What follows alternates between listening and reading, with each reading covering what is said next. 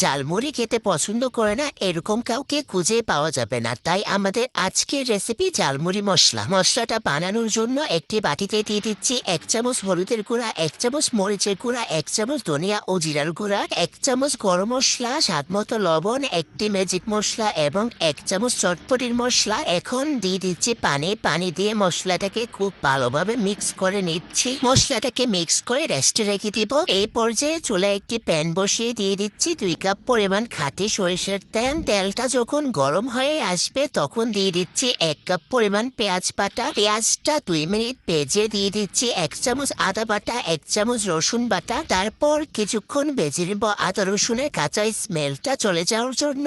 এখন যে মশলাটা আগে থেকে রেডি করে রেখেছিলাম ওই মশলাটা দিয়ে দিচ্ছি। মশলাটা দিয়ে ভালোভাবে নেড়েচেড়ে মিশিয়ে নিয়েছি। তারপর দিয়ে দিব 1 চামচ বিট লবণ, হাফ চামচ টেস্টি সল্ট, 2 চামচ চটপটির মশলা। এগুলো দেওয়ার পর নেড়েচেড়ে মশলাটাকে মিশিয়ে নিচ্ছি। এখন শুধু মাঝারি আছে বেশ কিছুক্ষণ সময় নিয়ে মশলাটাকে কষিয়ে নেওয়ার পালা। এই পর্যায়ে মশলাটা কিন্তু দেখতে অনেকটাই কালো হয়ে গিয়েছে, তেলটা ওপরে বেশি উঠেছে, তার মানে ঝালমুড়ির মশলাটা আমাদের রেডি হয়ে গিয়েছে। চুলা থেকে নামিয়ে ঠান্ডা করে একটা কাচের কৌটোতে ভরে নিলেই কিন্তু এই মশলাটা কয়েক মাস খাওয়া যাবে। বাসায় যদি ঠিক এইরকম একটা ঝালমুড়ির মশলা রেডি থাকে তাহলে তো কোনো কথাই নেই, যখন ইচ্ছা ঠিক তখনই বানিয়ে খাওয়া যাবে। আজকের ভিডিওটি এ পর্যন্তই। আল্লাহ হাফেজ।